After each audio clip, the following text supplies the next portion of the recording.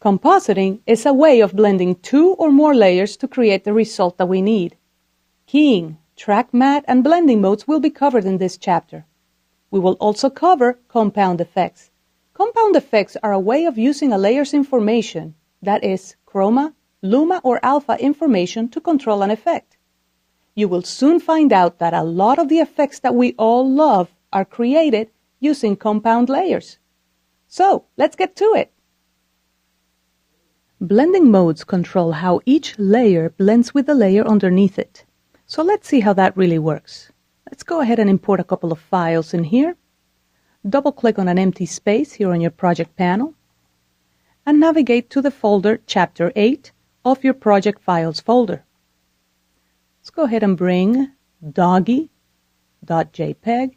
and lensflare.mov. To select two files that are not adjacent, click on the first one, press and hold the Control or Command key, and click on the other one, and then just click on Open, and there you go.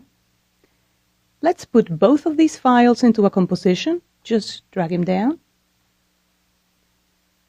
When the new composition from Selection panel opens, make sure that we use the selections from the Lens Flare movie. And click OK. There you go. Let's change the layer stacking order. Let's put the lens flare above the doggy. And let's shorten the timeline. Bring your CTI to about 1:28. Press the N key. Right-click the work area bar and choose Trim Comp to Work Area. There you go. All right. So let's go ahead and change the blending mode of the lens flare movie. Notice at the bottom of the timeline, there is a button called Toggle Switches and Modes. Go ahead and click, and now we see the modes. Go ahead and change the blending mode of the lens flare layer. Just click where it says Normal and choose Screen. As you can see, the dark pixels of the lens flare movie have disappeared and we are left only with the bright pixels. Press 0 on your numeric keypad to preview.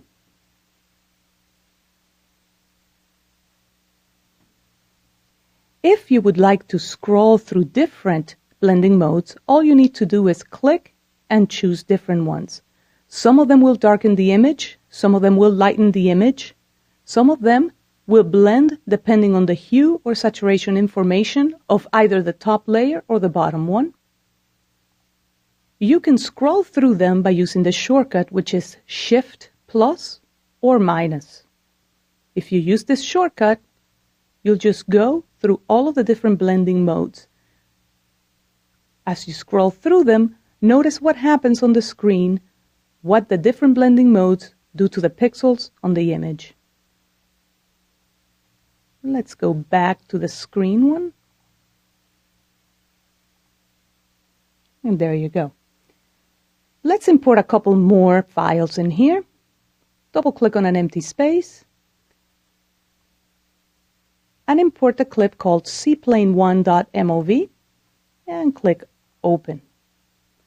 Let's go ahead and create a composition for just this clip. Drag it down to the new comp icon. And there you go. Let's go ahead and desaturate this particular clip. Go to the Effects and Presets panel and type in the word Hue and apply the hue and saturation effect to the clip. In the Effect Controls panel, make sure that you drag the slider for saturation all the way to the left. And now we have a grayscale file. Let's go ahead and duplicate this particular clip. Control or Command D, duplicates. Go to the Effects and Presets panel again and type in the word Invert. And let's apply the invert effect to the top layer. Just drag it. Change the blending mode of the top layer to Color Dodge.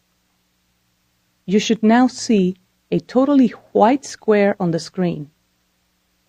To the top layer, let's add a fast blur effect. Just type in the word fast and the letter B, and you will see it right here. Drag it to the top layer.